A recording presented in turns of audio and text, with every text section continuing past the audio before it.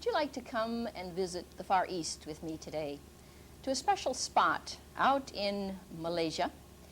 And we're going to go to the Batu Caves. Now, of course, the subject that we are still on is the discerning of spirits. But you know, there are a lot of things that we must consider when we talk about this subject. First of all, let me take you to Deuteronomy chapter 18, and I'm going to look here at some verses of Scripture that we've already touched, but let's just look at them again for one specific thing since we're going to travel today. And this is starting at verse 9. When thou art come into the land which the Lord thy God giveth thee, thou shalt not learn to do after the abomination of those nations. There shall not be found any among you that maketh his son or his daughter to pass through the fire, or that useth divination, or an observer of times, or an enchanter, or a witch. Now I'm going to slip down to a couple of other verses, to 13 and 14. Thou shalt be perfect with the Lord thy God, for these nations which thou shalt possess hearkened unto observers of times and unto diviners, but as for thee, the Lord thy God hath not suffered thee so to do. Now we're going to take you to the Far East to visit the Batu Caves, and there we're going to see something very, very special, because we are going to witness there many of the Indians who celebrate at a certain time of the year, January or February, depending upon the time that they set, and they have a special festival wherein they give themselves over to evil spirits, going into trances, and thereby doing that which they feel well pleases their gods. And so here now you see a picture of the Batu Caves. And this is a place where it is about 8 miles outside of the city of Kuala Lumpur. And crushed into 1 square mile, we find that about 350,000 shouted, exciting Indians from every corner of Malaysia gather before 272 of these very, very steep steps to the immemorial Batu Caves. Now this picture that you see here is one where there are many, many tourists that come to visit this particular center. And they come, in fact, from all corners of the world to see there the beautiful caves. Now you can see in the background in this one the steps going up. It looks almost like they are going straight up. Actually, they are extremely, extremely steep. And there are many, many of them. As I said, 272 of them. To the left-hand side, you will also find, though you can't see it too clearly here, where they have a place where people cannot climb these steps, and they take a little car up. I personally decided that I would like to see it for myself, and I went there with one of the provincials from Malaysia. And she took me there to see them. Now you'll note right in the very background of this one how steep the steps look as you come closer to them. I climbed up every one of these steps. And it was a very, very hot day. Of course, in the tropics, it's extremely hot. And I wanted to see what these particular Indians did when they went through their particular ritual at their time of festival. And so I would walk up these steps. Now, at that particular time, I was pretty well fit. I mean, I didn't puff and pant every time I walked up a few steps. But they were so steep, and it was so hot, and I had to stop about every 6 steps to take a breath. Well, I wanted to walk up every one of those steps to find out what it would be like to be participating in something when people gave themselves over to this sort of thing. Let's go further. Outside of the particular area here, right around the Batu Caves, they gather. Now there are loudspeakers that blast out the thundering beat of these drums, and the seething crowd parts as many different runners appear to clear a path. Now these are people who are preparing themselves for this festival. They go for, let's say, a month or so even at a time fasting, so that they can prepare themselves to give themselves over to evil spirits. Now, of course, they feel that they are doing that which is right in their own eyes. In fact, they know nothing more. But when they give themselves over to these spirits, as I say, they fast, they go into a long time of praying to their gods. And then they come to a certain point in their let's say, time when they've given themselves over to this, that they now go into a specific trance. And not only do they go into trances, but it is known as well that they have what they call firewalkers. After they've gone into these trances, lots of times they will take coals of fire, and they will build a very, very large fire in order to be able to let it die down to coals, very, very hot coals. Now, you know how hot coals can get. And of course, after they've gone into a trance, oftentimes they will just run across those coals of fire. They say, well, do their feet ever get burned? Yes, of course, sometimes their feet do get burned, but only if they are not in a trance. And if they're in a trance, of course, then their feet are never burned. And you say, well, is this the power of their gods? Yes, you see, we are told in the scriptures that the evil spirits do go through different phenomena, and they can do different things in order to produce a phenomena that would seem to be something that would be born of God. But we want to know the difference between the phenomena that is born of God and the phenomena that's born of the evil one. So they go across these coals of fire, and their feet are not burned. All right, does this prove anything? Let's go further as we see what takes place with these particular devotees. Now, also, they will carry, when they go through a procession, not only do they do fire walking, and we find that there are many, many people who gather to watch these fire walkers. I have found that I've talked to people who have watched these things, and they say that they can literally feel the powers of darkness around these particular places. When they have gone through these particular, let's say, dances and so, then they go also up to the top of the Batu Caves, up those steps that we showed you. The first thing that they do, of course, is put a sacrifice over their heads and over their shoulders. Now, the picture that you see here is one of these sacrifices. I'm not going to take the time to go in to show you what all of these things represent, the feathers and the colors and all of the things that are on them. Sometimes they are extremely heavy. But these sacrifices are something that they carry so that they can appease their gods. In other words, they will pray a prayer to their gods, and they'll say, look, I will give myself over to you if you will grant me my request. Let us say a request is that maybe they want 5 children. So when their request is granted, then they will give themselves over to these spirits, and now they are going to carry their sacrifice. The sacrifice, of course, is a form of penance for them. One thing I want to establish here, and this is something that is so very, very important to us, is this, that Jesus Christ has paid the price once and for all for us. He paid that sacrifice on the cross. He died for us so that we would be forgiven of our sins, and we no longer need to pay that sacrifice. So when we carry a sacrifice, or when we try to prove to God that we will hurt ourselves or to do some kind of penance, we are in essence saying that Christ did not fulfill that whole thing that we needed. He didn't do the whole job of forgiving us of our sins, because now we're trying to help him by carrying sacrifices. Let's take a look now at this particular picture. And this one is one of where a young man is carrying just such a sacrifice. They're made of all different shapes and sizes, but basically they are made so that people carry them, and also there are others who walk beside them who may help them carry them, for the simple reason that they are in a state of trance and not always able to control what they are doing with regards to these sacrifices. You will notice also that there are many, many young people that will go through this particular ritual. And it is sad to see, first of all, that these darlings have been given themselves over to evil spirits. They know no different. They are raised in the type of atmosphere where they have never heard of the name of Jesus Christ.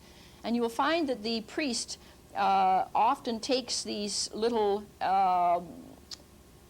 cans or canisters, and they're full of camphor ashes, and of course this is for the purpose of putting it on their heads, so that when they get to the top of these particular steps, they will then sprinkle them on them to forgive them of sins. Now again, we realize that it was the blood of Jesus Christ that was sprinkled at the day of Calvary that we have our sins forgiven. We no longer need that sort of thing. And then they also go through a form of of what we call a deity. This man, who has often been in these particular festivals, carries what they call a deity. Not only there are three gods, but there are many gods. And this headdress, or the thing that he's carrying, is a symbol of the fact that he is now carrying that which they believe is the greatest of their gods. They believe in many, many gods. In fact, they have 3 million gods. But this one carries the one, of course, representing what he feels is the greatest of their gods. Now, you will note also in these particular pictures, and I hope it doesn't distress some of you to see them, but we have to face the truth and see what is going on in the world today.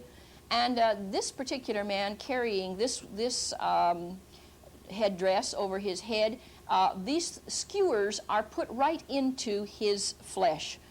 Now, these Indians will strip themselves down to just a loincloth. Their back are gouged, oftentimes with 40 weighted fish hooks.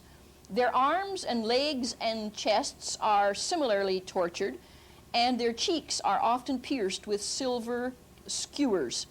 Now, you will find that they have given themselves over so much to these powers of darkness that they can take these skewers and stick them through their jaws, through their tongues, and of course they feel no pain at the time that this is done. Neither is there any blood shed at the time that it is done. You will notice also this man's eyes are extremely glassy and glazy. He is completely out of it. He is not aware at all of what is going on around him. He has given himself over for the manifestation of evil spirits. And he has given himself over to the powers of darkness, that these powers can manifest, quote, their power. Now we ask ourselves, what purpose is there in this? Look at the drool that's coming down from his mouth, and the look on his face.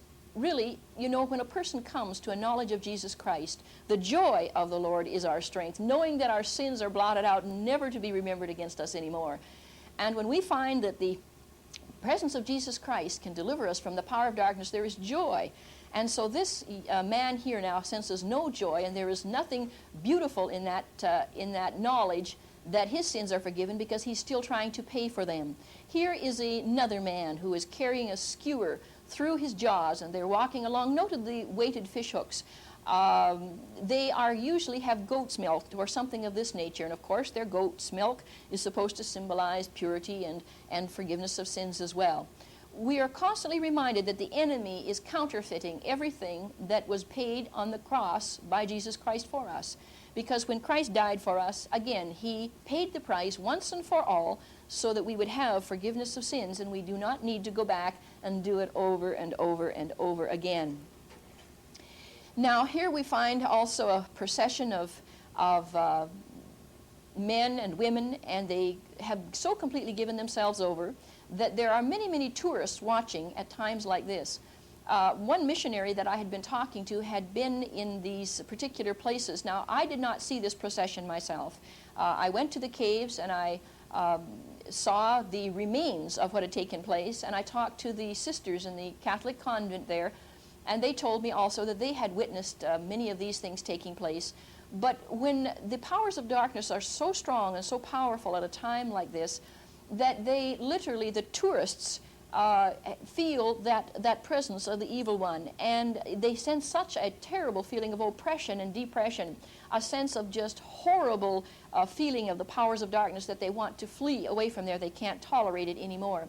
And so also we see that they have given themselves over to these particular things. And of course the Bible says, there shall not be found any ones among you that maketh his son or his daughter to pass through the fire, because it is an abomination unto the Lord. Look again at this picture of these beautiful, beautiful young people. No joy of the Lord upon their face. They know nothing else other than to give themselves over to these powers. And so many of the young people are taken over at such an early age. And year after year they give themselves over then to these particular things. Look at this precious little darling. Isn't she a gem? Wouldn't she just be able to rejoice in the Lord her God to see deliverance? But who has come to share with her the glorious news of the gospel? Where has the power of God been manifested to this little darling? And believe me, when we say that this is something that is so important, that these darlings receive the power of the gospel unto salvation, that they shall know the truth, and the truth will make them free. They do not have to do these sort of things in order to receive the fullness of joy. They do these things to appease their gods, and our God was appeased many, many years ago on the cross when Jesus paid the price for us, and He took that place for us, and as a result, God's wrath is no longer upon us. You see, people, when they know guilt, every man, when they come into the world, has a sense and a knowledge of guilt. And so what happens is we need to have the forgiveness of sins. We need to have the knowledge that our sins are completely under the blood and out of the way. And until that is done, we sense a feeling of guilt inside, a feeling of we are not right with God, and so of course then we are trying to do something to hurt ourselves or to condemn ourselves to try to make that thing possible. Now we go into the Batu caves, and of course there is no light in those caves. There is only just a few places now coming in the tops of the caves where the dropping of the water that wears away the stone comes in the light into there, and there are bats flying in around, and of course the odor and the smell, and we find that it's typical of the works of darkness where men love darkness rather than light, and in these places this is where people would come who are controlled by evil spirits in order that they can continue on with their evil works. And then when we go into the caves, and I know that I would like to be able to show you the particular pictures on this, but were not possible. They were a little bit dark for me to show you. But they go into the caves, and on the left-hand side, when they go up to the tops of the caves, this is where, of course, the priest stands there with his little tin of ashes, and he sprinkles it on them. Then they take their sacrifices off of their heads, and they throw them down then to one side. Now, I saw all of the sacrifices that they had thrown down when I was there.